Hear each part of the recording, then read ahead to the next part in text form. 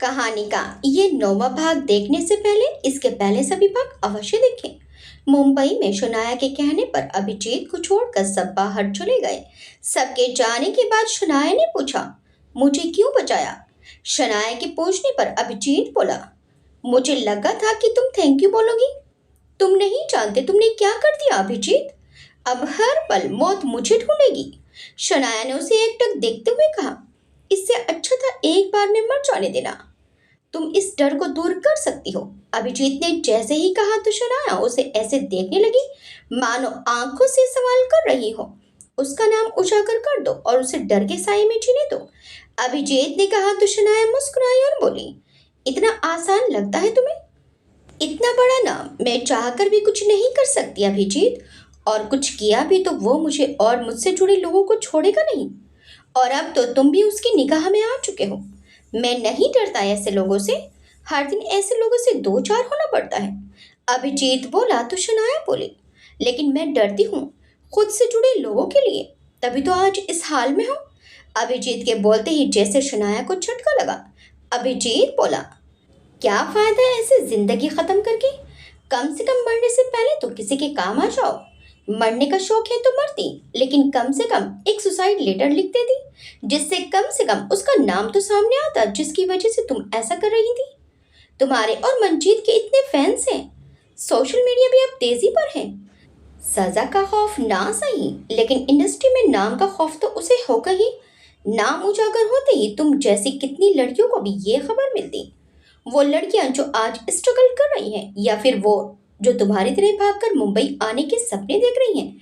मरना तो है ही शनाया, लेकिन कम से कम मरने से पहले कुछ ऐसा तो कर जाती कि अपने परिवार की सुरक्षा कर देती। लेकिन अफसोस, तुम बहुत खुदगर्ज निकली। उसकी बातों ने शनाया के दिल पर चोट की थी और वो लगातार उसकी बातों को सुनते हुए ठूठ की तरह बैठी थी। शायद अभिजीत ने उसे जो सच्चाई का आईना दिखाया था वो उसके दिल और दिमाग पर बहुत असर कर गया था। मैं चलता हूँ, तुम आराम करो। बोलते हुए अभिजीत वहां से चल पड़ा और शनाया अकेली उसकी बातों को गूंजता महसूस करने लगी थी। बाहर मंजीत ने भी तब तक डॉक्टर से बात करके शनाया की स्थिति और उसके ड्रग एडिक्शन के बारे में जान लिया था। दुखी तो वो भी बहुत था, लेकिन इस वक्त लाचार था। अभिजीत के बाहर आते ही मंजीत उससे बोला, शनाया यहाँ कितने दिन रहेगी? डॉक्टर साहब बताएंगे। अभिजीत ने कहा तो मंजीत बोला, फिर उसके बाद मैं उसे अपने घर ले जाऊंगा। फिर तो उसे ढूंढने वाले को आप साफ उसका पता दे रहे हैं। अभिजीत ने कहा तो मंजीत बोला, मेरे घर में सिक्योरिटी है। और उस सिक्योरिटी के बीच शनाया ने फिर कोई ऐसा कदम उठाने की कोशिश की तो? आप तो शूट के लिए दिन रात कई बार महीनों भी बाहर रहते हैं। ऐसे में कौन जवाबदेही लेगा उसकी? मैं इस बार समय पर पहुंच गया तो इसका मतलब ये नहीं कि हर बारी ये इत्तेफाक होगा। तो फिर? मंजीत ने पूछा तो अभिजीत बोला, मैंने कुछ सोचा है, लेकिन उसके लिए मुझे आपकी मदद की जरूरत पड़ेगी। जो मदद कहोगे वो मिलेगी। मंजीत ने कहा तो अभिजीत बोला, फिलहाल तो वो नाम जो शनाया की उस हालत का जिम्मेदार है, संजीव चतुर्वेदी। मंजीत ने दो शब्दों में अपनी बात खत्म की और हितेश के होश उड़ गए। मशहूर फिल्म प्रोड्यूसर, डायरेक्टर और एक्टर संजीव चतुर्वेदी। हितेश ने दोबारा उससे पूछा तो मंजीत ने हामी में सिर हिलाया और वो वहीं सर पकड़कर बैठ गया और मंजीत अपनी सोच में गुम हो गया। मंजीत चला गया तो अभिजीत भी ऑफिस आ गया। उसके देखते ही बॉस ने कहा, अभिजीत, अब तुम इस कवरेज में और समय जाया नहीं करोगे। बॉस ने कहा तो अभिजीत चौंक गया और बोला, लेकिन क्यों? तुम्हें एक मिनिस्टर की सीबीआई की जांच को कवर करना है अब। उन्होंने जैसे फैसला ले लिया, ये सब अचानक से। अभिजीत ने उनसे पूछा तो वो बोले, बिना वजह इस केस पर टाइम वेस्ट करने की जरूरत नहीं है। उधर दूसरे चैनल की टीआरपी आसमान छू रही है और हम बस एक लड़की के पीछे भाग रहे हैं। सर, सब कुछ हाथ आ गया है। बहुत बड़ा नाम भी है जो सामने आ चुका है। बस जल्दी ही शनाया खुद से बोल देगी और फिर? अभिजीत बोल ही रहा था कि बॉस ने कहा, यही बातें तुम कब से किए जा रहे हो अभिजीत। बोलना होता तो बोल ही देती अब तक। वो बोलने की कंडीशन में होती तो अभी हाल में ही बोल देती। अभिजीत ने चिढ़ते हुए कहा, क्या मतलब? बॉस ने पूछा तो अभिजीत बोला, उसने सुसाइड अटेम्प्ट किया था। बड़ी मुश्किल से जान बचाई है उसकी। बॉस हैरानी से आंखें फाड़े उसे देख रहा था। अभिजीत बोला, अब क्या हुआ?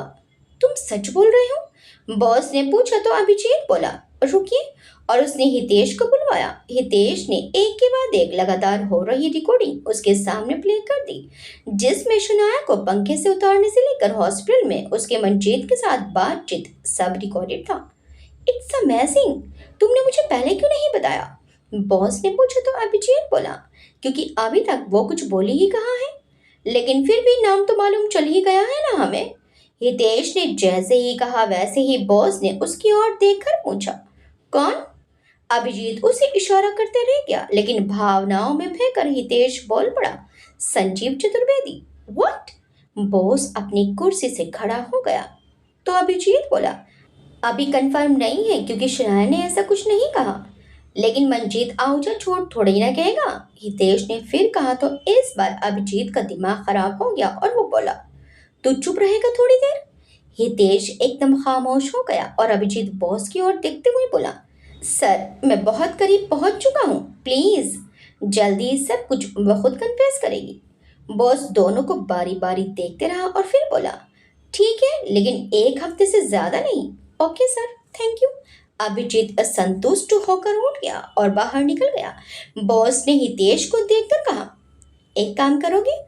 बोलिए ना सर। हितेश पहली बार बॉस के मुंह से इतनी मिठास सुनकर बावला हो उठा और बदले में बॉस उसे देखकर और मुस्कुराया। अगले दिन अभिजीत शनाया से मिलने हॉस्पिटल गया। शनाया आज पहले से बेहतर थी। वो अभिजीत को देखकर बोली, तुम जानते हो कि मैंने तुमसे किराया क्यों लिया था? हाँ, क्योंकि पैसे के लिए कोई साधन नहीं था तुम्हारे पास। अभिजीत ऐसे बोला जैसे कोई फिक्र ही ना हो। बदले में तुम्हें जो चाहिए था वो मैं तुम्हें शायद। शनाया बोली रही थी कि अभिजीत बीच में ही बोला, नहीं देती। शनाया ने 2 पल हैरानी से उसे देखा और फिर बोली, फिर भी तुमने मेरी मदद की। दोस्त बोला है इतना तो कर ही सकता हूँ। अकाउंट में पड़े थे रुपये, तुम्हारे काम आ गए। उसने अपनी बातों में उसे उलझाए रखना जारी रखा। दोस्त? शनाया ने उसे एकटक देखा तो अभिजीत बोला, क्यों, अब भी भरोसा नहीं है क्या? अब होने लगा है। शनाया अब भी उसे देख रही थी और अभिजीत उसकी नजर पर नजर कर मुस्कुरा दिया। तो फिर क्या सोचा? अभिजीत ने उसकी ओर मुड़ते हुए पूछा तो शनाया बोली, मैं दूंगी इंटरव्यू, लेकिन बस थोड़ा टाइम चाहिए। 1 हफ्ता? अभिजीत ने पूछा तो शनाया ने उसे देखा और फिर हामी में गर्दन हिला दी। चलो फिर मैं निकलता हूँ, बहुत काम है आज। घर से खाना लाया हूँ, टाइम से खा लेना, यहाँ तुम सेफ हो। अभिजीत ने बोला तो शनाया के चेहरे पर हल्की सी मुस्कान आ गई। अभिजीत जैसे ही ऑफिस पहुंचा तब तक हितेश के जाने कितने मिस कॉल हो गए थे। अभिजीत ने अंदर घुसते ही हितेश को देखकर कहा, कौन मर गया था जो सब्र नहीं हुआ तुझसे? हम, मरी सी आवाज में हितेश बोला तो अभिजीत ने अजीब सी निगाहों से उसे देखा और फिर स्टूडियो कंट्रोल रूम की तरफ भागा। वहां हर तरफ शनाया के वीडियोस चल रहे थे जो अभिजीत ने चोरी छुपे अब तक लिए थे। सबसे तेजी से वायरल हो रहा था उसका फांसी पर लटकने वाला वीडियो, जिसमें अभिजीत और अन्य लोगों के चेहरे ब्लर कर दिए गए थे। अभिजीत बुरी तरह बौखलाया सा हर तरफ देख रहा था। उसकी सांसें तेजी से चल रही थी। वो गुस्से में वहां पड़ी एक कुर्सी को लात मारकर तेजी से बाहर निकल गया। अभिजीत गुस्से में तमतमाता हुआ बॉस के कैबिन में चला गया, जहां बॉस फोन पर व्यस्त था। अभिजीत ने नॉक करने की भी तकलीफ नहीं की और बॉस के खिले चेहरे को देखते हुए पल भर में माजरा समझ आ गया। जी जी सर, मैं आपको कॉल बैक करता हूँ, थैंक यू। बोलते हुए बॉस ने अभिजीत को देखते ही फोन रखा और बोला, कमाल हो गया अभिजीत, और ये कमाल सिर्फ और सिर्फ तुम्हारी वजह से हुआ है। ये अधूरी जानकारी थी, बल्कि ये सब तो जानकारी थी ही नहीं। असली मुद्दा तो खुद शनाया के मुंह से कल्प्रिट का नाम लेना था। अभिजीत उसे घूरते हुए बोला, वही तो बात है अभिजीत, सीधे सीधे केस में इतना मजा थोड़ी ना आता है जितना इसमें आया। बॉस ने अपने कैबिन में लगी टीवी भी ऑन कर दी, जिस पर सुबह से चल रही खबर पर देश भर में सनसनी मच चुकी थी। क्या सच में इंडस्ट्री इसलिए बदनाम है? हर नाम के पीछे एक काली परछाई है। शनाया और उसकी जैसी कई लड़कियां जो कई सपनों के साथ इस शहर में कदम रखती हैं, अपने सपने पूरे भी करने की कोशिश में जोश और जुनून से मेहनत करती हैं, लेकिन एक दिन रातों रात गायब हो जाती हैं। और फिर या तो किसी होटल के कमरे में या अपने घर के सीलिंग में डेड मिलती है। बहरहाल शनाया खुशकिस्मत है जो बच गई, लेकिन ये खबर तो अब आम है। कब तक ऐसा चलता रहेगा? कब तक इन लड़कियों का ऐसा भयानक अंत होता रहेगा? रिपोर्टर ने पूरी जान लगा दी थी शनाया का दुख दर्द बताने में, जो अब तक खुद शनाया ने भी नहीं बताया था। सूत्रों के हवाले से पता चला है कि शनाया ने अपने इस कदम के पीछे एक बहुत नामी इंसान को वजह बताया है, और वो और कोई नहीं, जी हाँ, इंडस्ट्री के मशहूर डायरेक्टर प्रोड्यूसर संजीव चतुर्वेदी हैं। अभिजीत ये सब सुनकर भड़कते हुए बॉस से बोला, ये सब क्या है? आप जानते हैं कि ये सब कितना खतरनाक है? बिना किसी सबूत के इतनी बड़ी हस्ती पर इल्जाम। किसने कहा बिना सबूत के हैं? ये नाम खुद शनाया ने लिया है, भले ही कैमरे के सामने नहीं लिया तो क्या हुआ? बॉस तंजिया मुस्कान के साथ बोला तो अभिजीत टेबल पर हाथ मारते हुए बोला, और इसका खामियाजा जो होगा वो तो उसी लड़की को भुगतना पड़ेगा जिसने अब तक उसका नाम भी डर के मारे नहीं लिया है। देखो अभिजीत, पहले ही वो लड़की पूरी तरह शराब से एडिक्टेड है और फिर फांसी भी लगाने की कोशिश कर चुकी है। जाहिर सी बात है, 4 दिन की जिंदगी बाकी है, उसमें अगर हमारे काम आ जाए तो बुरा क्या है? चैनल की टीआरपी तो देखो। बॉस ने कहा तो अभिजीत बोला, आपने तो मुझे भी पीछे छोड़ दिया। अभिजीत सुनो तो। बॉस बोलता रह गया, लेकिन अभिजीत तेजी से बाहर निकल गया। अभिजीत क्या बात हुई? हितेश डरा सा उसे देखते हुए बोला तो अभिजीत बिना उसकी ओर देखे बोला, जल्दी से सामान उठा। उसका इशारा पाते ही हितेश ने अपना कैमरा और जरूरी सामान रखा और अभिजीत के साथ निकल गया। अभिजीत और हितेश हॉस्पिटल के गेट तक आए ही थे कि अभिजीत का फोन बज पड़ा और मंजीत आहूजा का नाम चमकता देख उसने एक गहरी सांस ली, क्योंकि वो जानता था कि अब क्या होने वाला है। जी सर, अभिजीत ने खुद को शांत रखने की भरपूर कोशिश करते हुए कहा, लेकिन सामने से मंजीत भड़का हुआ था। झूठे मक्कार इंसान, आखिर तुम्हारी सच्चाई सामने आ ही गई। तुम्हें देखते ही पहला अंदाजा ठीक था मेरा। आखिर तुम हो एक रिपोर्टर ही जिसे अपनी न्यूज़ चैनल के लिए मसालेदार खबर शनाया में मिली, लेकिन तुमने जो उसकी चोरी छुपे हर चीज रिकॉर्ड करके परोस दी है ना, उसके लिए मैं तुम्हें नहीं छोड़ूंगा। आई विल सी यू, क्योंकि ये सब तुमने उसकी मर्जी के बिना किया है। देखिए सर, मैं आपको फोन पर कुछ भी नहीं समझा सकता और ना ही समझाना चाहता हूँ। हो सके तो आप हॉस्पिटल आ जाइए, मैं वहीं पर आपका इंतजार कर रहा हूँ। अभिजीत ने बोलते हुए फोन काट दिया। अभिजीत और हितेश जैसे ही अंदर जाने को मुड़े तो अन्य रिपोर्टर का हुजूम वहां उमड़ा हुआ था। सभी वहां शनाया की हिमायत करने और संजीव चतुर्वेदी के खिलाफ शनाया के तथाकथित बयान के बारे में अपनी अपनी रिपोर्टिंग कर रहे थे। हॉस्पिटल के कर्मचारी और डॉक्टर्स ने फिलहाल शनाया के बेहोश होने की बात कहकर सबको टाल दिया था, लेकिन ज्यादा देर तक ये सब मुमकिन नहीं लग रहा था। अभिजीत ने एक कमरा लेकर अपने मुंह पर लपेटा और हितेश को कुछ इशारा करके खुद अंदर चला गया। मुंह बंदे होने के कारण अभिजीत को किसी ने पहचाना नहीं और डॉक्टर को अभिजीत ने पहले ही कॉल कर दिया था, जिससे उसको अंदर लेने में कोई दिक्कत नहीं हुई। वहीं हितेश ने बाहर ही अपने हाथ की कैमरा वगैरह लेकर जाने में भलाई समझी, क्योंकि उसके यहाँ रहने से अभिजीत के होने का शक भी बाकी रिपोर्टर्स को हो सकता था। शनाया ठूठ की तरह अंदर बैठी हुई थी। अभिजीत जैसे ही अंदर पहुंचा, उसने एक सवालिया निगाह उस पर डाली। अभिजीत ने खिड़की से बाहर देखा, जहां से शनाया बाहर खड़े रिपोर्टर्स की भीड़ को आराम से देख पा रही थी।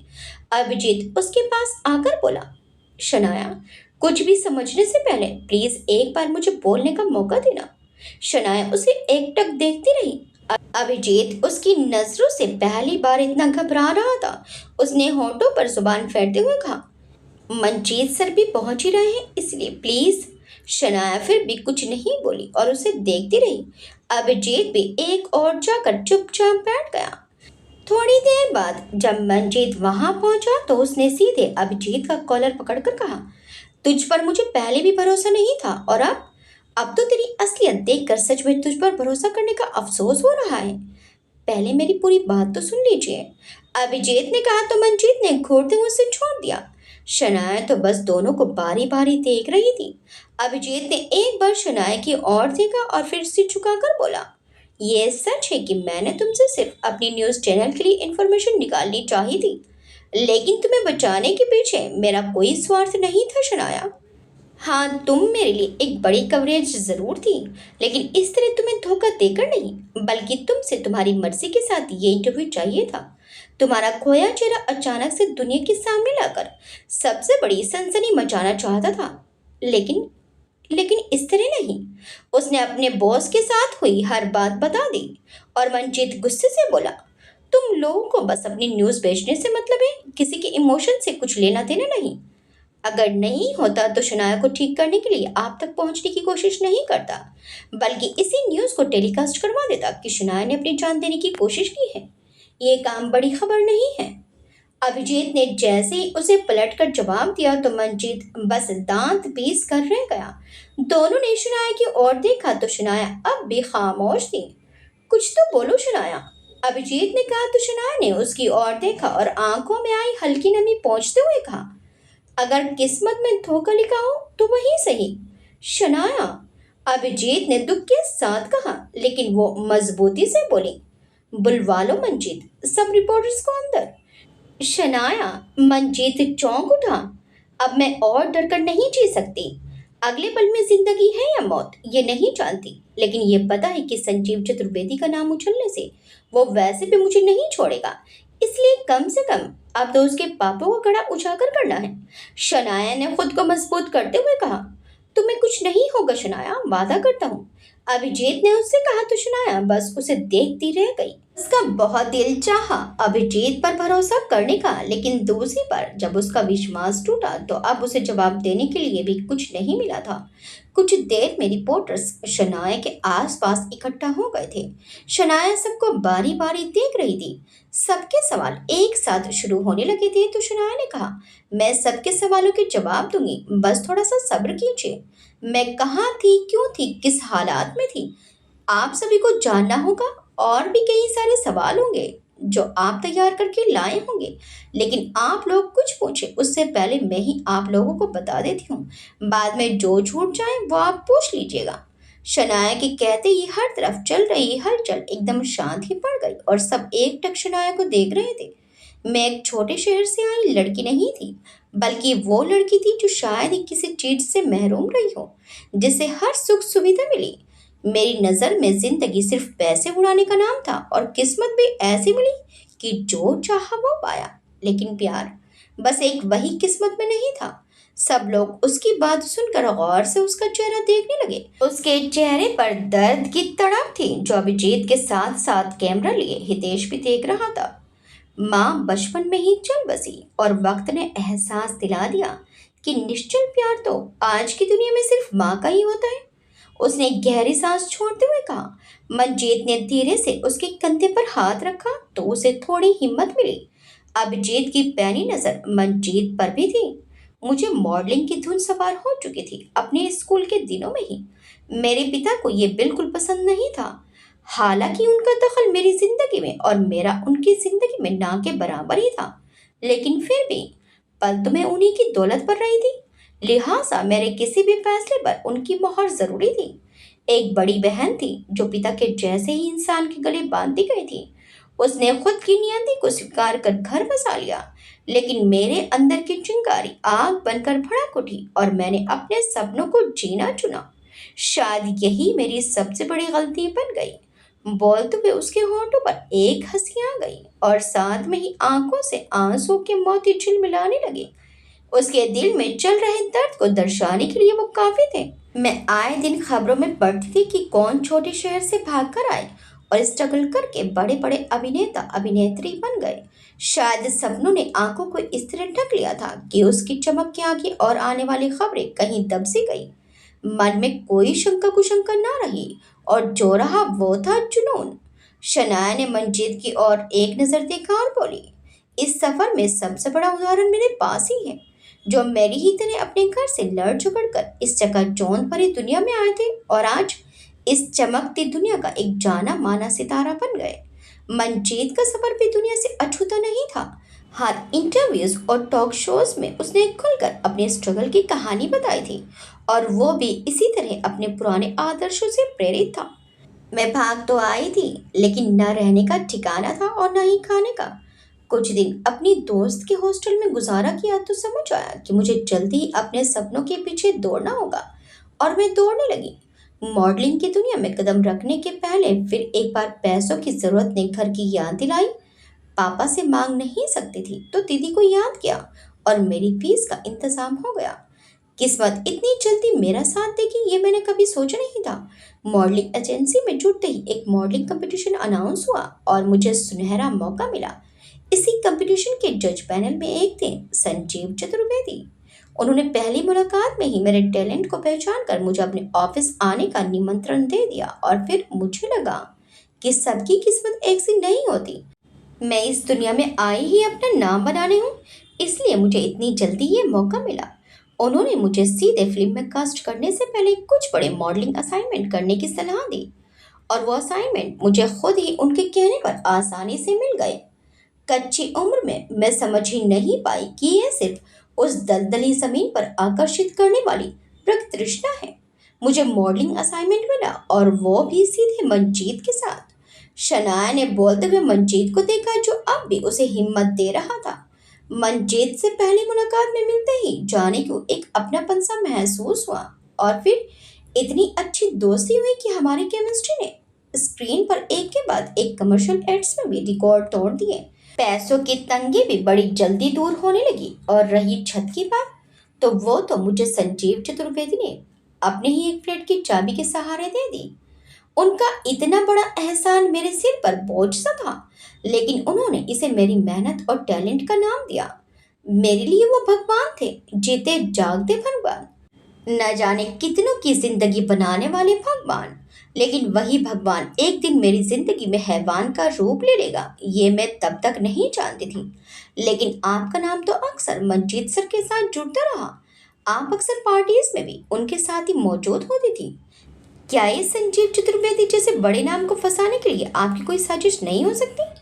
एक रिपोर्टर ने बीच में ही उसे टोकते हुए पूछा, तो वो बोली, मंजीत के साथ मुझे भेजा जाता था क्योंकि वो मेरा सबसे अच्छा दोस्त था, और मीडिया में मेरा नाम उनके साथ ना आने पाए, इसके लिए उनकी सोची समझी बड़ी शातिर चाल थी। कैसे? किसी ने पूछा तो शनाया बोली, सबसे ज्यादा हमें कौन ठगता है? लोग नहीं, प्रेम के नाम पर छलावा। और वही प्रेम का छलावा मुझे दिखाया संजीव चतुर्वेदी ने। सब तरफ चुप्पी छा गई और शनाया का गला भर आया।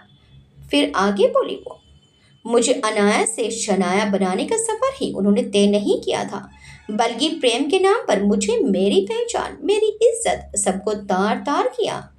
सब तरफ खुसुर पुसुर मच गई थी। वहीं शनाया की हालत अब खराब होने लगी थी।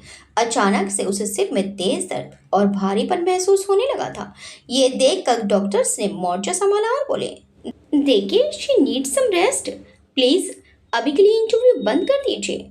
लेकिन कई सवालों के जवाब इनसे और चाहिए थे। रिपोर्टर्स ने कहा तो अभिजीत बोला, जरूरी है क्या सब जवाब अभी लो? हालत तो देख लो पहले उसकी। सनसनी तो पहले ही मच चुकी है। इतने में आज क्या, कल परसों भी सब तरफ तहलका रहेगा। सभी लोग उसकी बात से सहमत थे। शनाया को तुरंत ट्रीटमेंट देना शुरू कर दिया। अल्कोहल एडिक्शन होने की वजह से वो ज्यादातर इस समय सिडेटिव्स के असर में होती थी। उधर जयपुर में विराट के घर पर ये सब क्या है? रमची विराट के कमरे में घुसते हुए चिल्लाई। सरोज काकी उनकी आवाज पर भागते हुए आई। उनके पीछे और भी घर के नौकर डरे सहमे से आए। क्या हुआ मैडम? सरोज काकी ने उनसे पूछा तो रमची बोली, ये सब डाउन मार्केट चीजें, ये सब विराट बाबा ने अपने हाथों से बनाया था, और अब उन्होंने ये सब अपने पुराने संदूक से निकाली है। सरोज काकी बोली तो रमची भड़कते हुए बोली, निकाली और दीवारों और कोनों पर सजा दी? जी, उन्होंने सर झुकाते हुए कहा तो रमची बोली, उस लड़की ने ही दिमाग खराब कर रखा है, वरना विराट की इतनी हिम्मत नहीं थी कभी।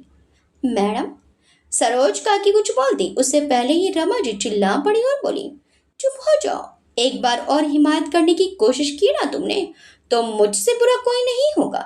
जिसको देखो उसके पर निकल आए हैं, हटाओ ये सब। वो चिल्लाए, लेकिन तभी उन्हें किसी के उस दिशा में आने की आवाज सुनाई दी।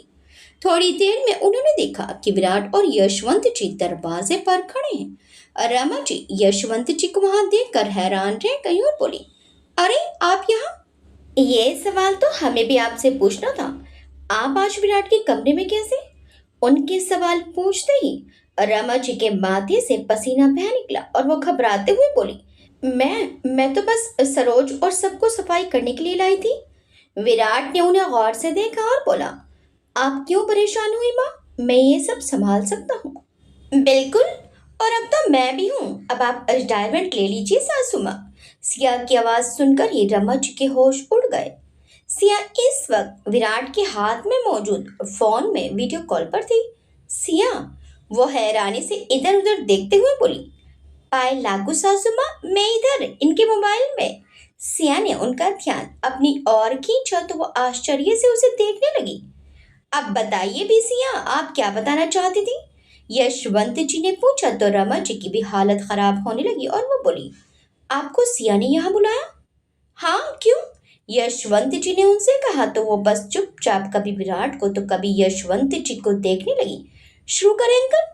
सिया ने पूछा तो उन्होंने बोला, बिल्कुल विराट। सिया ने कहा तो विराट बोला, आइए पापा।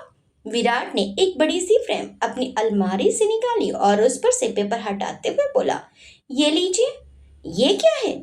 यशवंत जी ने आश्चर्य से पूछा तो विराट बोला, आप खुद ही देख लीजिए। यशवंत जी ने उस पर से पेपर निकाला तो उसमें उनकी और उनकी पहली पत्नी की खूबसूरत सी पेंटिंग थी, जो विराट ने अपने कॉलेज के दिनों में बनाई थी, लेकिन कभी बताने की हिम्मत नहीं कर सका। ये तो यशवंत जी उस तस्वीर को देखते ही भावुक हो उठे। आप और माँ, विराट के बोलते ही रमा जी गुस्से से लाल हो उठी। यशवंत जी की आंखों में नमी आ गई और वो बोले, ये कब बनाई तुमने? कॉलेज के फर्स्ट ईयर में। विराट ने कहा तो वो और भी ज्यादा आश्चर्य में पड़ गए और बोले, तो बताया तो नहीं? आप बाहर गए थे तो आने के बाद बताना था, उन्होंने कहा तो विराट बोला। फिर वेदांत बीमार पड़ गया, यशवंत जी को याद आया तो वो बोले, हाँ पर फिर कभी भी आप बिजी थे पापा। विराट ने बस इतना कहा तो यशवंत जी उसे देखते रह गए। दोनों बाप बेटे एक दूसरे को बस खामोशी से देखते रहे। और भी बहुत कुछ है अंकल।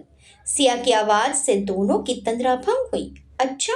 यशवंत जी ने खुद को जल्दी ही संभाला और अपनी आंखों के कोरों को साफ करते हुए मुस्कुराकर बोले, बताइए फिर। विराट, शुरू हो जाओ। सिया के बोलने के साथ ही विराट मुस्कुराया और बोला, यहाँ आइए पापा। उसने एक कोने से शुरू करके अपनी बनाई कृति उन्हें दिखानी शुरू किया।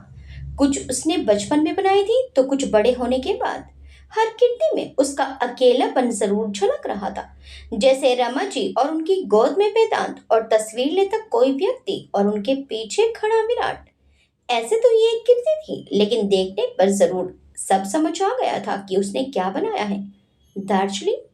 यशवंत जी ने भी की आवाज में पूछा तो विराट ने बस हामी में गर्दन हिला दी और उनका गला भी भर आया। एक के बाद एक हर कीर्ति को वो छूकर महसूस करने लगी कि वक्त के साथ और रमा जी से शादी के बाद विराट कितना अकेला महसूस करने लगा था। उसके दिल की बात कभी उनके सामने आई ही नहीं और वो बेफिक्री से अपने काम में मशगूल होने लगे। याद उन्हें भी अपनी पहली पत्नी की आज तक आती रही तो विराट के पास तो बचपन की कुछ यादों के अलावा कुछ भी तो नहीं था, बल्कि वो अपना अकेलापन इन चीजों में खोजता रहा और उन्हें बताने की भी हिम्मत नहीं कर सका। आज उन्हें अपनी स्वर्गवासी पत्नी की बहुत याद आ रही थी। वो उनसे क्या आखिरी वादा पूरा नहीं कर सके, वो विराट का ख्याल नहीं रख सके और आज उसकी हालत के दोषी कहीं न कहीं वो भी थे। कैसा लगा अंकल? सिया की आवाज आई तो उन्होंने नम आंखों से विराट को देखकर कहा, बहुत अच्छा। विराट भी मुस्कुरा उठा, लेकिन मैडम ने तो इन्हें हटाने के लिए कहा है। अचानक से सरोज काकी बोली तो रमज ने उन्हें घूर कर देखा। वो कुछ बोल पाते उससे पहले ही यशवंत जी बोले, क्यों? क्योंकि ये सब डाउन मार्केट है। विराट ने भी उनकी ओर देखते हुए कहा तो यशवंत जी आक्रोशित होते हुए बोले, डाउन मार्केट लोगों की सोच है, मेरे बेटे के हाथों से बनाई हुई यह खूबसूरत कलाकृतियां नहीं। जी, मेरा वो मतलब नहीं था। रमन जी ने अपनी बात संभाली, लेकिन यशवंत जी ने उन्हें हाथ दिखाकर चुप करवा दिया और सरोज काकी की ओर देखते हुए बोले, सरोज, ध्यान रखना कि विराट का कमरा उसी की मर्जी से सजाया जाए। सिया और विराट के चेहरे पर मुस्कान आ गई। अब घर कब आ रही हो सिया? यशवंत जी ने पूछा तो सिया मुस्कुराकर बोली, अब तो बहुत जल्दी ही आना पड़ेगा अंकल, हम इंतजार करेंगे, यशवंत जी ने कहा और खुश रहने का आशीर्वाद देकर वहां से विदा हो गए। रमा जी विराट को देखती रही तो सिया बोली, सासू माँ आपको कोई काम? रमा जी ने उसे घूरा तो वो बोली, नहीं वो क्या है ना, मुझे इनसे कुछ बातचीत करनी है, थोड़ी सी प्राइवेट। रमा जी उन्हें घूरते हुए वहां से झटके से निकल गई। उनके पीछे सरोज काकी भी विराट के सिर पर हाथ फेरते हुए निकल गई और बाकी सब भी। विराट ने सिया को फोन में देखते हुए कहा, थैंक यू। विराट ऐसे नहीं, ट्रीट देना पड़ेगा, सिया ने डिमांड की तो विराट मुस्कुरा कर रह गया। फोन काटते ही सिया और उसके सामने बैठे आरोही और वेदांत मुस्कुरा दिए। अब मुझे भी यकीन होने लगा है सिया कि विराट का कॉम्प्लिकेटेड केस तुम्हारे इस रिस्क लेने से वाकई आगे बढ़ने लगा है। मैंने सोचा भी नहीं था कि विराट, जिसने पिछले 6 महीने से कुछ नहीं बताया था और सिर्फ दवाइयों के अलावा कुछ समझ नहीं आ रहा था, वो अब खुलकर अपनी बात रखने लगा है। आरोही विराट की प्रोग्रेस से बहुत खुश थी तो सिया बोली, सोचा तो मैंने भी नहीं था कि ये सिमरन वाली तरकीब काम कर जाएगी और इस हद तक काम करेगी कि एक दिन पहले तक मरने के तरीके खोजने वाला विराट किसी के जीवन की आखिरी उम्मीद बनने के लिए तैयार हो जाएगा। वेदांत बोला, मैंने आज पापा और भाई के चेहरे पर जो खुशी देखी है उसे देखे कई साल बीत चुके थे। ऐसा लगा जैसे पापा बचपन में हमारी छोटी छोटी खुशी पर खुश हो रहे थे। वेदांत ने कहा तो सिया बोली, शायद यही कुंठा बढ़ते बढ़ते इस हद तक पहुंच गई। सिर्फ यही नहीं, शायद तुम भूल रही हो कि कोई और भी है जो विराट को इस दलदल में ढकेलने के लिए जिम्मेदार है। इतना ही नहीं, बल्कि आज भी उसकी बदलती दवाई से साबित हो चुका है कि वो अब चुप नहीं बैठेगा। आरोही ने अपना शक जाहिर किया तो सिया मुस्कुराई और बोली, यही तो मैं चाहती हूँ। मतलब? वेदांत ने पूछा तो सिया बोली, अब वो इंसान जरूर बौखला कर अपना अगला कदम रखेगा और कुछ ना कुछ गड़बड़ी जरूर करेगा। बस हमें इस पर पैनी नजर रखनी होगी। पर ये सब कौन कर सकता है? वेदांत ने पूछा तो सिया बोली, विराट के साथ हमसे ज्यादा तुम रहते हो, इसलिए शायद तुम बेहतर आकलन कर सको। शायद मॉम, वेदांत ने बहुत सोचते हुए कहा। कारण? सिया ने पूछा तो वो बोला, प्रॉपर्टी। प्रॉपर्टी? आरोही और सिया दोनों ने इस बार हैरानी से पूछा तो वेदांत बोला, हाँ भाई की प्रॉपर्टी। भाई की मतलब? प्रॉपर्टी तो तुम्हारे डैड की ही होगी ना, और वो तो तुम दोनों की होगी। सिया ने माथे पर बल डालते हुए पूछा तो वेदांत बोला, नहीं, नाना जी की प्रॉपर्टी बड़ी माँ के नाम थी और बड़ी माँ की सारी प्रॉपर्टी उनके मरने के बाद भाई के नाम हो गई। लीगली शायद 18 साल के बाद। आरोही ने कहा तो वो बोला, हाँ शायद। और विराट का ये बिहेवियर कब से है? सिया ने पूछा तो वेदांत सोच में पड़ गया। शुरू से ही कम बोलते थे, लेकिन लेकिन सिया उसे गौर से देखने लगी। हाँ, कॉलेज में आने के बाद वो ज्यादातर खुद में रहने लगे थे। वेदांत ने कहा, कोई दोस्त? आरोही ने पूछा तो वो बोला, हाँ उस वक्त एक दो दोस्त थे उनके, फिर जाने क्या हुआ जो वो सब लोग अलग हो गए। ग्रेट, तो विराट के उन दोस्तों का पता लगाओ जो कॉलेज में उसके साथ थे। सिया ने कहा, पर उससे क्या फायदा होगा? वेदांत ने पूछा, हम उसकी जड़ तक जाएंगे कि आखिर ऐसा क्या हुआ था जो विराट सबसे कटने लगा, और फिर धीरे धीरे हम उस वजह और उस इंसान तक पहुंच जाएंगे। सिया ने कहा तो इस बार आरोही और वेदांत बस उसे देखते रह गए, क्योंकि रास्ता उसका चाहे टेढ़ा मेढ़ा ही क्यों ना हो, मंजिल पा ही लेता था। ओके, वेदांत ने जैसे ही कहा तो आरोही बोली, और सुनो जी। वेदांत ने उसकी ओर देखा तो आरोही के बोलने से पहले ही उसका फोन बज उठा।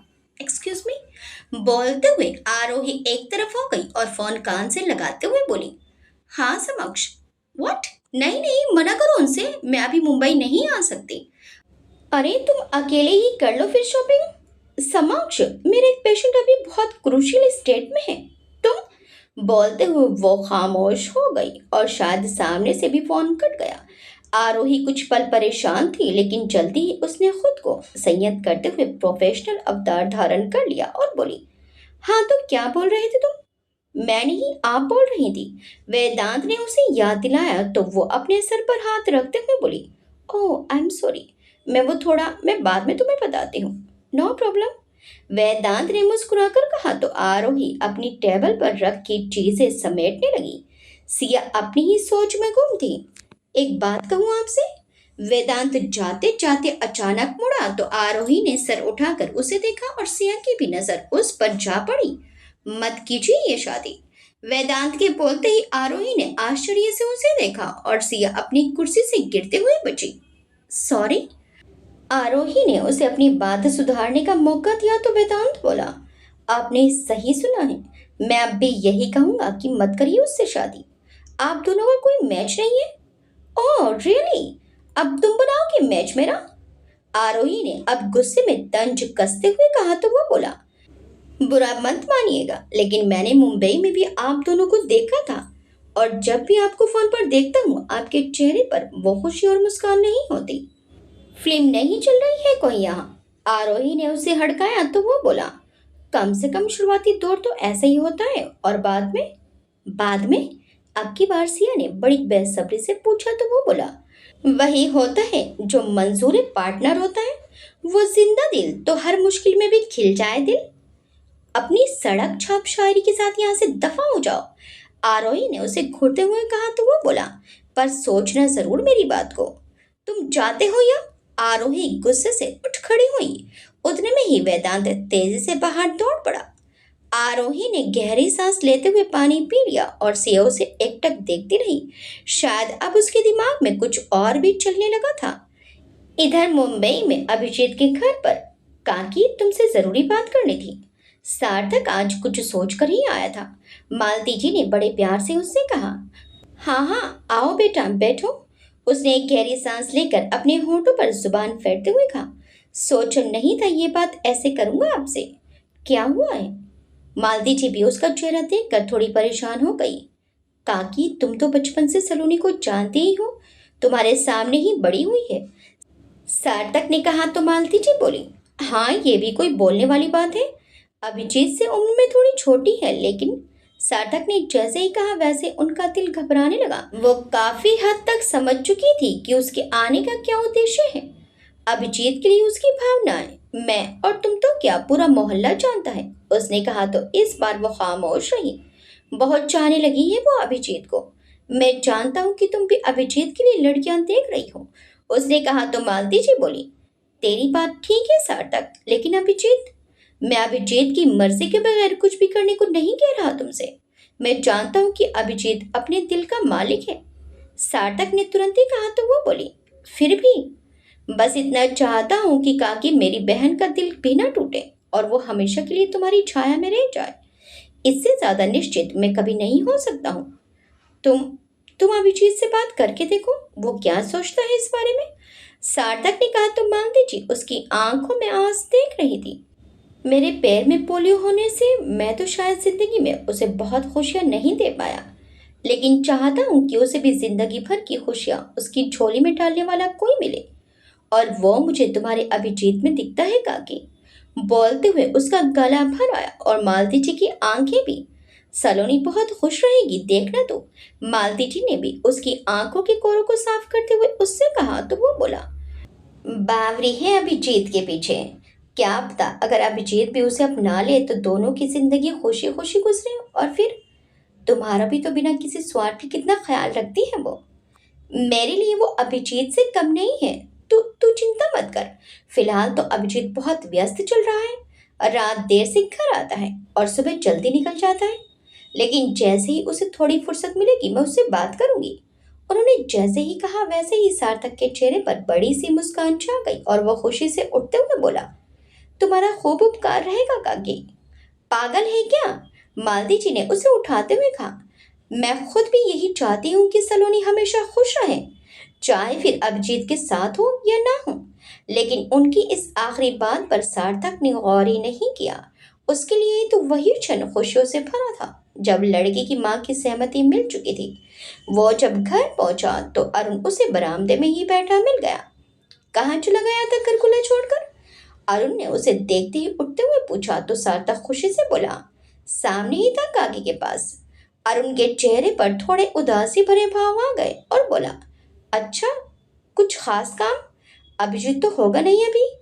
काकी से ही बात करने गया था अपनी सलोनी के लिए। सार्थक खुशी से बोला तो अरुण का दिल एक पल के लिए जैसे धड़कना बंद कर चुका था। वो डरते हुए बोला, किस बारे में? अरे अभिजीत से, उसके रिश्ते के बारे में। सार्थक ने जैसे ही खुशी से कहा वैसे ही अरुण पर जैसे बिजली सी गिर गई। दिल पर ऐसा वजन रखा गया मानो अब वो सांस भी नहीं ले पाएगा। सलोनी का रिश्ता? उसकी आवाज धीरे धीरे गुम होने लगी थी। हाँ, अब सलोनी को लेकर मैं और देर नहीं करना चाहता था। पता नहीं एक साड़ी दी थी किसी ने जन्मदिन पर। उसे यकीन था कि अभिजीत ने ही दी है। मैं समझ चुका था कि उसकी भावनाओं को अब कोई नहीं रोक सकता। और फिर अभिजीत ने भी तो कभी किसी से कोई रिश्ते की हामी नहीं भरी अब तक। क्या मालूम दोनों की जोड़ी पहले से बनी हो। उसके बोलते हुए अरुण से और सुना नहीं गया और वो वहां से निकलते हुए बोला, कुछ जरूरी काम है, मिलता हूँ तुझसे। अच्छा, लेकिन तू किसी काम से आया था ना? सार्थक ने पूछा तो वो बोला, इतना भी जरूरी नहीं था।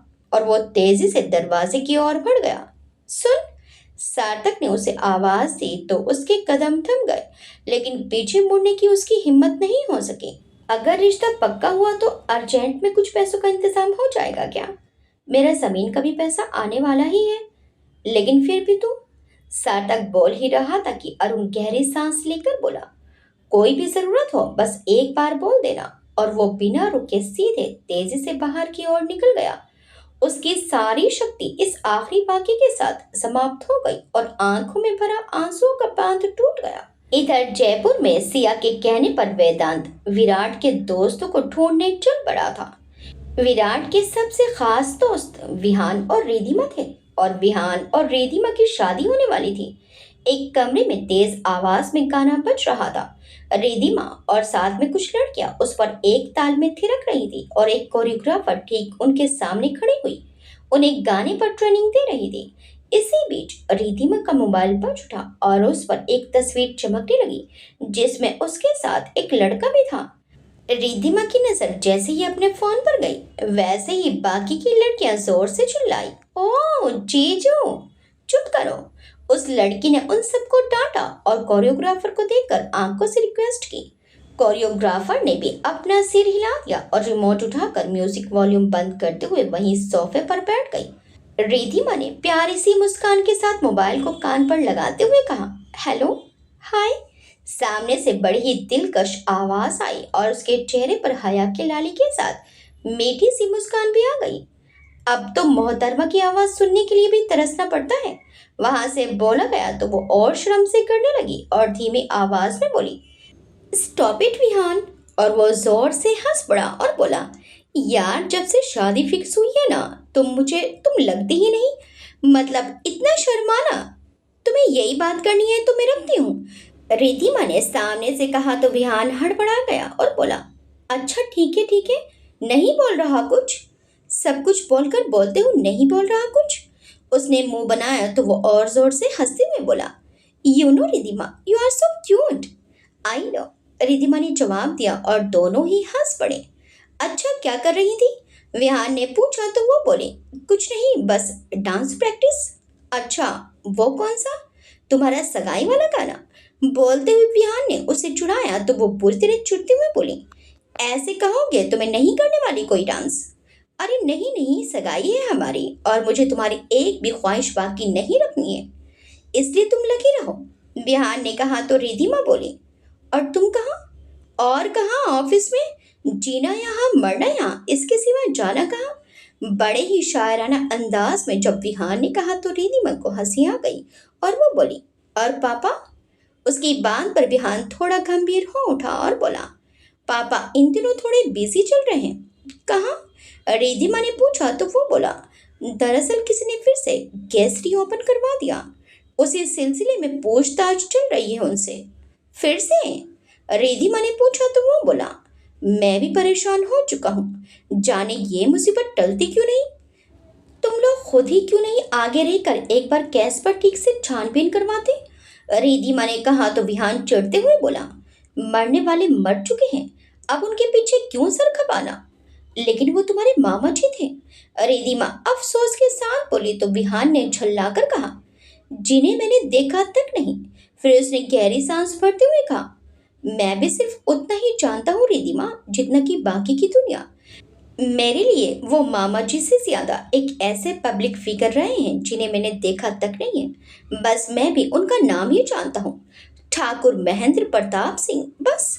दरअसल विराट का दोस्त विहान और कोई नहीं, ठाकुर महेंद्र प्रताप सिंह का भांजा था। उसकी माँ तनुजा ठाकुर महेंद्र प्रताप सिंह की सगी बहन है। Thakur Mahendra Pratap Singh murder mystery case का बार बार खुलना विहान को बिल्कुल पसंद नहीं था। रिधिमा बोली, मेरे पापा भी बताते हैं कि ठाकुर महेंद्र प्रताप सिंह जैसा दूसरा कोई हीरा व्यापारी नहीं हुआ है। रिधिमा ने कहा तो वो बोला, माँ याद करती हैं कुछ पुरानी एल्बम्स में उनकी तस्वीर भी देखी है, लेकिन उससे ज्यादा कुछ नहीं मालूम। उनके मरने के बाद से पापा ने ही सब कुछ संभाला हुआ है, और ऊपर से बार बार ये केस रीओपन होना सुकून से जीने भी नहीं देता। पर क्या तुम नहीं चाहते कि तुम्हारे मामा जी को इंसाफ मिले? रिधिमा ने पूछा तो विहान बोला, लुक रिधिमा, जिस बारे में हमें कुछ पता ही नहीं है उस बारे में मैं क्या बात कर सकता हूँ। ये एक मिस्ट्रीफुल मर्डर है। मुझे तो ये भी नहीं पता उनके कौन दुश्मन थे। दुश्मन थे भी या उन्होंने ही कोई दुश्मनी ले रखी थी जिसका खामियाजा उन्हें और उनके पूरे परिवार को इस तरह भुगतना पड़ा होगा।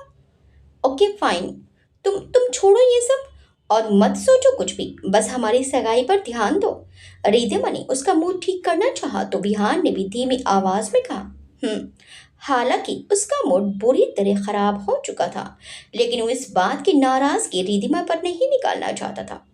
सर, कोई आपसे मिलने आए हैं, बोल रहे हैं अर्जेंट है। अंदर आते हुए मैनेजर ने कहा तो उसने पूछा, कौन है? कोई वेदांत नाम बताया है, मैनेजर ने कहा तो वो कुछ सोचते हुए बोला, वेदांत? जैसे उसके दिमाग में एक छवि उभरी हो इस नाम की, लेकिन वो अब भी विश्वास नहीं कर पा रहा था कि ये वही वेदांत होगा या कोई और। सर, मैनेजर की आवाज से उसे होश आया तो वो बोला, हाँ हाँ भेज दो अंदर। मैनेजर सिर हिलाकर चला गया और विहान रिधिमा से बोला, रिधिमा में, हाँ तुम काम करो और मैं भी चली अपनी प्रैक्टिस पर। मैं हमारी एंगेजमेंट पर सबसे अच्छा डांस करना चाहती हूँ। रिधिमा मुस्कुराकर बोली तो उसके जवाब से विहान भी मुस्कुरा गया। रिधिमा ने जैसे ही फोन रखा और अपने आसपास देखा, उसकी सब कजिन्स और दोस्त आसपास बैठी हाथों पर चेहरा टिकाए उसे देखते हुए उसका इंतजार कर रही थी। क्या हुआ, चलो डांस प्रैक्टिस नहीं करनी? उसने बड़े जोश से पूछा तो सबने एक दूसरे की ओर देखा और सब उठकर खड़ी हो गई। रिधिमा जैसे ही आगे बढ़ी उनमें से एक बोली, लंच टाइम गर्ल्स, और सब एक के पीछे एक बाहर चली गई। अब रिधिमा ने अपनी कोरियोग्राफर को देखा तो वो भी घड़ी देखते हुए बोली, सॉरी, अब आपका इंतजार करने का टाइम है, और वो भी उन लड़कियों की गैंग के पीछे चल दी।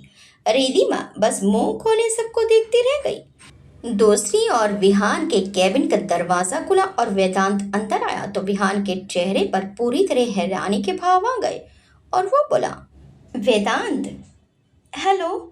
मुझे उम्मीद नहीं थी कि आप मुझे पहचान लेंगे, वेदांत ने मुस्कुराकर कहा तो वो अब भी आश्चर्य से उसे देखता रह गया।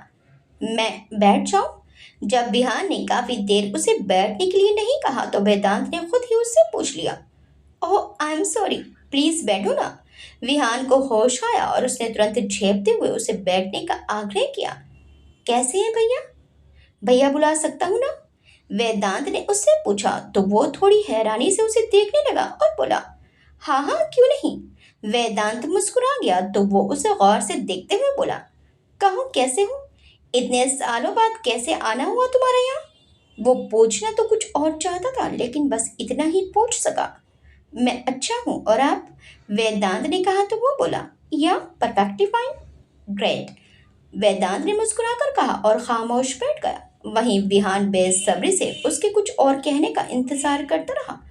ऑफिस काफी अच्छा है आपका, वेदांत चारों ओर अपनी नजरें घुमाते हुए बोला तो इस बार विहान उसे गौर से देखते हुए बोला, तुम इतने सालों बाद मेरा ऑफिस देखने तो नहीं आए वेदांत? ठीक कहा आपने, मुझे आपकी जरूरत है। वेदांत भी अब की बार गंभीरता से बोला तो विहान ने तुरंत घबरा कर पूछा, विराट, वो ठीक तो है ना? उसके चेहरे पर चिंता देख कर वेदांत मुस्कुराया और उसे देखते हुए बोला, आप साथ देंगे तो जल्दी ही ठीक हो जाएंगे। उसकी बात सुनकर विहान के चेहरे पर असमंजस के भाव आ गए और वो वेदांत को एकटक देखते रहा। वहीं वेदांत के चेहरे पर मुस्कान बनी रही। फिर वेदांत ने विराट के बारे में विहान को सब कुछ बता दिया, जिसे सुनकर उसके होश उड़ गए। इधर वेदांत विराट के दोस्त विहान से मिलने गया था और उधर विराट ने सिया को मिलने एक कॉफी शॉप में बुलाया था। बोलो विराट, क्या हुआ, क्यों बुलाया मुझे यहाँ? सिया कॉफी शॉप में आकर एक कुर्सी पर बैठते हुए बोली, जहां पहले से विराट उसका इंतजार कर रहा था। कॉफी पिलाने? विराट मुस्कुराकर बोला तो सिया आंखें फाड़े उसे देख रही थी। Thank you. सिया के कुछ बोलने से पहले ही उसने उसे दूसरा झटका दे डाला। एक मिनट, कुछ बताओगे कि क्या हो रहा है? सिया ने उससे पूछा तो वो बोला, तुम्हारी वजह से, सिर्फ तुम्हारी वजह से मुझे मेरे पापा का प्यार फिर से मिला है सिया। सिया तो बस आंखें फाड़े उसे देख रही थी। वो डॉक्टर सिया से सीधे सिया बन चुकी थी और आपसे गाड़ी सीधे तुम पर आ गई थी, बिना किसी स्पीड ब्रेकर के। तुम सुन रही हो ना? विराट ने कोई जवाब ना पाकर उससे पूछा तो वो बोली, हाँ सुन रही हो ना? और उसने एक मुस्कान दी। Actually thank you for everything. तुमने जिस तरह मेरे घर पर आकर सिमरन की जगह लेकर मुझे सपोर्ट दिया और फिर मेरी पुरानी यादों और खूबियों से मुझे मिलवाया और सबसे ज्यादा जरूरी पापा के नजदीक लेकर आई, इन सब के लिए thank you so much. Virat खुलकर उसके सामने अपनी भावनाओं को व्यक्त कर रहा था और वो चुपचाप उसकी आंखों में खोई हुई चमक देख रही थी। मैं चाहता था कि मुंबई जाने से पहले तुम्हें एक बार अच्छे से शुक्रिया कह दूं, इसलिए तुम्हें यहाँ बुलाया। विराट के कहने से सिया चौंक गई और बोली, मुंबई क्यों? सिमरन से मिलने। विराट के बोलते ही सिया को खांसी आ गई। विराट ने तुरंत उसे सामने रखा पानी का गिलास देते हुए कहा, आराम से। सॉरी, सिया ने खुद को संभालते हुए कहा और पानी पीकर खुद को संयमित करते हुए बोली, अचानक से सिमरन से मिलने का प्लान? अचानक नहीं, मैंने काफी पहले से सोचा था। पहले उसके कुछ कहने का इंतजार कर रहा था, लेकिन फिर लगा कि किसी भी लड़की के लिए ये सिचुएशन फेस करना आसान नहीं होगा। इसलिए मैं खुद ही जाकर उसके घर वालों से मिलूंगा और उनसे आमने सामने बात करूंगा। विराट ने जैसे ही कहा सिया के तो होश उड़ गए। तुम घर वालों से मिलोगे? उसने डरते हुए पूछा तो विराट बोला, अब सिमरन को किसी भी सिचुएशन में मैं अकेला नहीं छोड़ूंगा। तुमने उसे बताया? सिया अलग ही दुनिया में खोते हुए बोली तो विराट बोला, नहीं, सरप्राइज दूंगा उसे। सरप्राइज या शौक? सिया खुद में बुदबुदाई, लेकिन विराट ने सुना नहीं और वो बोला, सच कहूं तो सिमरन के आने के बाद से ही मेरी जिंदगी में उजाला हुआ है? कैसे? सिया बोराई सी उससे पूछने लगी तो वो बोला, न उसका फोन आता, न मुझे डर लगता, न मैं उसे बचाने के लिए अपने डर से बाहर आता और न ही शादी के लिए पापा को हामी भर पाता। जिंदगी की राह मिली है और जीने की चाह मिली है सिर्फ और सिर्फ उसकी वजह से। तुम, वेदांत, पापा, सबका साथ मिला सिर्फ उसकी ही वजह से। और अब तो ऐसा लगता है कि सिया की तो जैसे आवाज ही निकलनी बंद हो चुकी थी कि जीने की वजह बन चुकी है वो मेरी। विराट ने जैसे ही कहा सिया को लगा जैसे धरती हिलने लगी है। वो विराट से कुछ बोल पाती तभी उसने एक गुस्से भरी आवाज सुनी, अच्छा तो ये सब चल रहा है यहाँ? सिया ने मुड़कर देखा तो उसकी माँ सरिता जी पीछे हाथों में सब्जी का छोला पकड़े खड़ी थी। माँ आप? सिया के बच्चे कुचे होश उड़ाने के लिए ये काफी था। उसने मुड़कर सामने विराट को देखा जो ना समझे से दोनों को देख रहा था। वहीं सिया की माँ विराट को, आगे क्या होगा? सिया अब अपनी माँ को क्या कहेगी?